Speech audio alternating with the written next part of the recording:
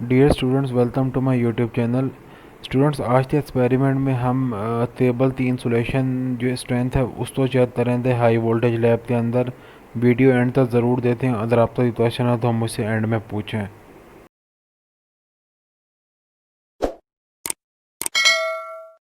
उसके बाद ये मेन स्विच है। जैसे ही आपने मेन स्विच ऑन किया आप सारी इंडिकेशन देख सकते हैं। ये इंडिकेशन मैंने पहले लैब एक्सपेरिमेंट नंबर 1 में बताई थी। ये केवी में वोल्ट मीटर है, ठीक है। ये इसकी प्राइमरी पे जो वोल्टेज है वो यहाँ पे शो हो रहा है। अब हमने जाना है अंदर अपना ऑपरेटर सेट करने के लिए, तो हम चलते हैं। इसको आपने ये ऑफ किया। जब आप अंदर जाएंगे तो आपने इस डोर को ओपन करना है। जब तक यहाँ से ऑपरेटर्स बंद नहीं होगा ये डोर ओपन नहीं होगा। तो जैसे ही आप अंदर जाते हैं तो ये डिस्चार्ज रॉड जिसका बारे में मैंने आपको फंक्शन बताया था, आपने इसको ले जाते जो इसके लाइव पार्ट्स हैं जो सर्किट के साथ इन कॉन्टैक्ट होंगे, आपने इसको डिस्चार्ज करना है, ठीक है। ये हमने इसको डिस्चार्ज कर दिया। अब आपको मैं थोड़ा सा इंट्रोडक्शन देता चलूँ। ये स्टेप अप ट्रांसफार्मर है जिसका डिटेल मैंने आपको बताई थी, HV9105। ये इसमें सीरीज रजिस्टर है, ठीक है। ये इसकी रेटेड वैल्यूज़ हैं जो आप देख सकते हैं, 140 और 350 ओम। यहाँ पे ये कैपेसिटर डिवाइडर है। इस कैपेसिटर डिवाइडर के अक्रॉस जो वोल्टेजेस होंगी वो इस टेबल के जरिए हम मैयर कर रहे हैं और वो यहाँ पे कंट्रोल डेस्क में जा रही है। अब हमने जो भी ऑपरेटर्स करना होता है उसमें हमें ये जो बेसिक चीज़ें ये लाजमी हर सर्किट में हमें चाहिए होंगी, ठीक है। अब आज जो हमारा एक्सपेरिमेंट है वो टेबल की टेस्ट है।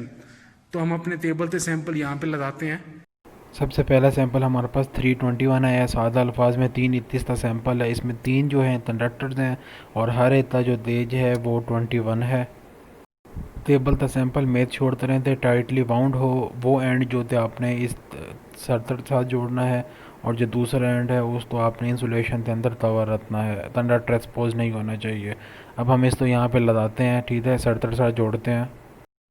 जी, टेबल तो हमने सिस्टम के साथ जोड़ दिया है, ठीक है। टेबल का वो एंड जिसका इंसुलेशन हमने रिमूव की थी उसको आपने सर्किट के साथ जोड़ना है और जिस इंसुलेशन रिमूव नहीं थी जो लोअर एंड है उसको आपने ग्राउंड के साथ थोड़े फासले पे रखना है, जैसे कि आपको इस पिक्चर में नज़र आ रहा है। तो चलते हैं अब कंट्रोल डेस्क की तरफ और इस पर वोल्टेज अप्लाई करते हैं। ये सबसे पहले हमने मेन स्विच ऑन करना है, साथ में चाबी ऑन करनी है, ठीक है। इधर से हमने प्राइमरी ऑन करेंगे। उसके बाद ये जो सेकेंडरी आपको नज़र आ रही है इसको हम ऑन करेंगे, ठीक है। उसके बाद आप यहाँ पे देख सकते हैं ये वोल्टेज रेगुलेशन है। जैसे मैंने आपको एक्सपेरिमेंट नंबर 1 में बताया था, ये वाले जो हैं ये ग्रेजुअल इंक्रीज के लिए, और ये जो है बहुत स्टेप्स में जब आपने वोल्टेज इंक्रीज करना उसके लिए यूज़ होता है। हम अभी इसी इंक्रीज करेंगे वोल्टेजेस, ठीक है। आप देख सकते हैं यहाँ पे ये जो वोल्टेजेस हैं ये बेसिकली जो स्टेप अप ट्रांसफार्मर है जो आपको मैंने 9105 बताया था उसकी प्राइमरी पे जो वोल्टेजेस हैं वो यहाँ पे शो हो रहे हैं, और उसकी जो सेकेंडरी पे वोल्टेज है HV9105 थी वो ये है। ये 23 में है और ये सिंपल बोर्ड्स में है। अब आपने यहाँ पे देखते हैं हम जैसे जैसे वोल्टेज बढ़ाते हैं, ठीक है, ये वोल्टेजेस बढ़ते जा रहे हैं। अब इस टाइम हमने यहाँ पे ब्रेक डाउन जो होता है उसको हमने मॉनिटर करना है। ये वोल्टेज बढ़ा रहे हैं, हम देखते हैं अभी ब्रेक डाउन का फिनोमेना कहाँ पे होता है।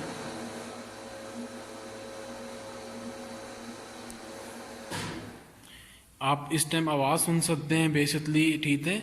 ये जो आवाज़ आपको उधर आ रही है ये बेसिकली जो चार्जेस हैं वो टेबल के अंदर से होते हुए ज़मीन जो आपको नज़र आ रही है, ठीक है, ज़मीन की तरफ चार्जेस जा रहे हैं। और इस टाइम एयर जो है वो आयोनाइज होना शुरू हो गई है, लेकिन इतनी आयोनाइज नहीं हुई थी वो ब्रेक डाउन का फिनोमेना पूरा हो सकते, ठीक है। अब हम इसको मज़ीद वोल्टेजेस बढ़ाते हैं।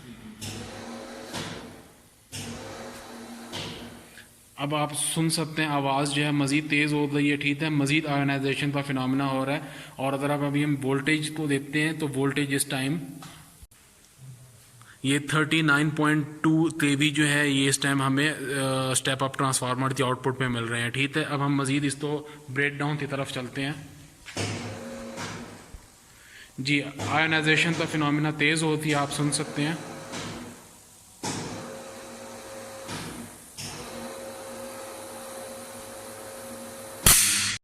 जी टेबल ते ब्रेक डाउन के टाइम पे जो स्पार्क प्रोड्यूस हुआ था उसका ये इमेज है।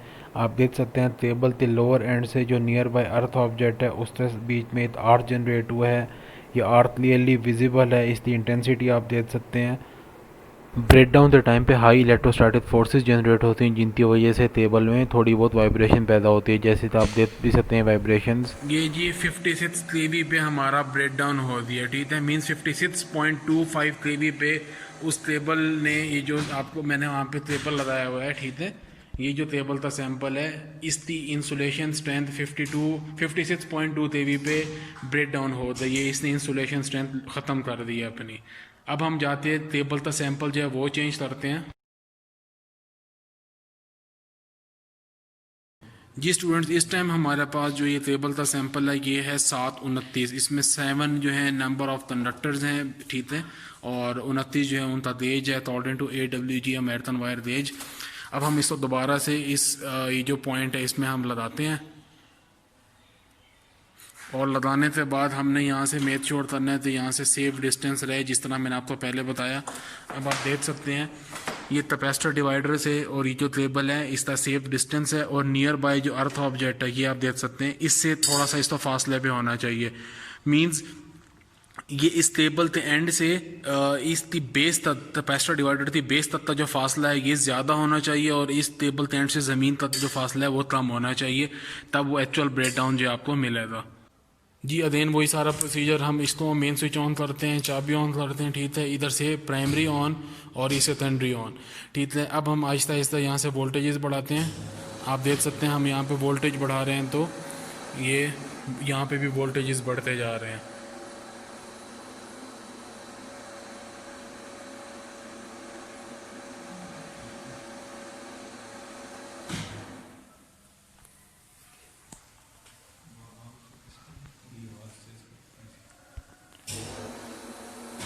जी अब आप सुन सकते हैं आयनाइजेशन का फिनोमेना शुरू हो चुका है, ठीक है। जी जैसे जैसे हम वोल्टेजेस बढ़ाते जाएंगे आयनाइजेशन ज़्यादा होती जाएगी, और ये बाकायदा स्पार्क जो है अभी आपको दिखाई देगा। जिस पॉइंट पे स्पार्क होता है वो बेसिकली ब्रेक डाउन का फिनोमेना होता है। और आप ये भी देख सकते हैं कि यहाँ पे ये चार्जेस की इतनी स्ट्रेंथ हो चुकी है कि इलेक्ट्रोस्टैटिक फोर्सेस इस टेबल पे अप्लाई हो रही हैं, जिसकी वजह से टेबल में थोड़ी थोड़ी वाइब्रेशन जो है वो भी फील हो रही है। जी जैसे कि आप इस इमेज में देख सकते हैं इंटेंसिटी ऑफ स्पार्क इतनी शिद्दत से है स्पार्क जनरेट हुई है टेबल के लोअर एंड और ग्राउंड के बीच में।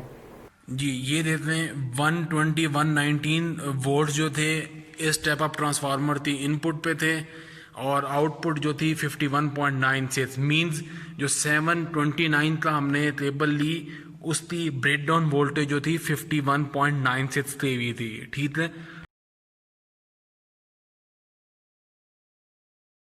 जी स्टूडेंट्स, इस टाइम जो हमारे पास नया सैंपल है, जो सैंपल नंबर 3 है, वो है 736। इसमें 7 जो है नंबर ऑफ कंडक्टर्स हैं, जैसे कि मैंने आपको अभी बताया, और 36 जो है इसका रेंज है। हम इसको कनेक्ट करते हैं सर्तर के साथ, ये कैपेसिटर डिवाइडर के साथ हमने इसको कनेक्ट कर दिया है, ठीक है। और हमने इसको अगेन जिस तरह मैंने बताया सेफ डिस्टेंस रखना है, तो ये हमारा कनेक्शन जो है यहाँ पे सेट हो रही है। अब हम चलते हैं कंट्रोल डेस्क की तरफ, और इसको हम ब्रेक डाउन वोल्टेज इस पे अप्लाई करते हैं और देखते हैं इसका बिहेवियर। जी हम अपना प्रोसीजर स्टार्ट करते हैं। सबसे पहले मेन स्विच ऑन किया, उसके बाद हमने चाबी ऑन की, ठीक है। Primary on, secondary on, and using this knob we increase the voltages. आप ये देख सकते हैं वोल्टेजेस बढ़ते जा रहे हैं।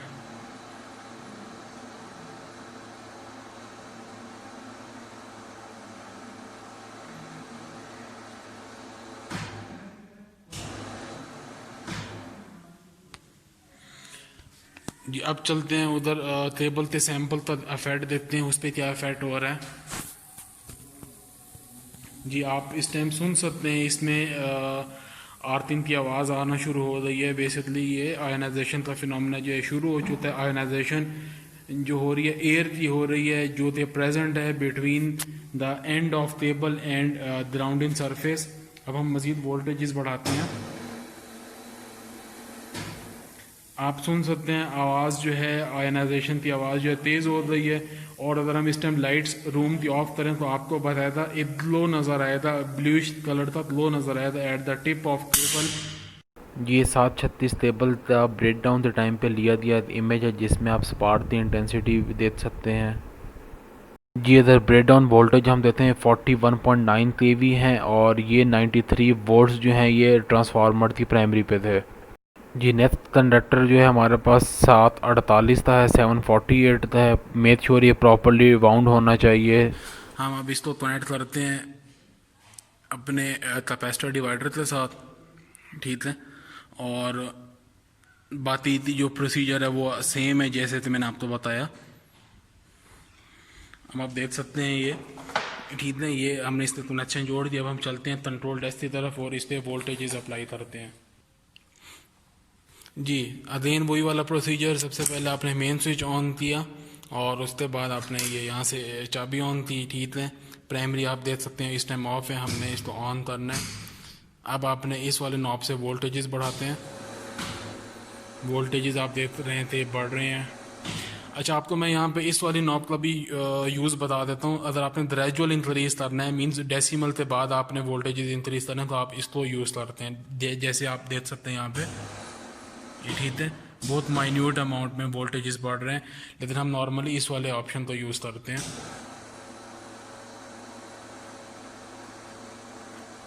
ये इतने इसकी प्राइमरी पे वोल्टेजेस वो भी बढ़ रहे हैं और सेकेंडरी वाले जो हैं वो भी बढ़ रहे हैं बेसिक, ठीक है। हम इसको मज़ीद इंक्रीज करते हैं voltages up to the breakdown level.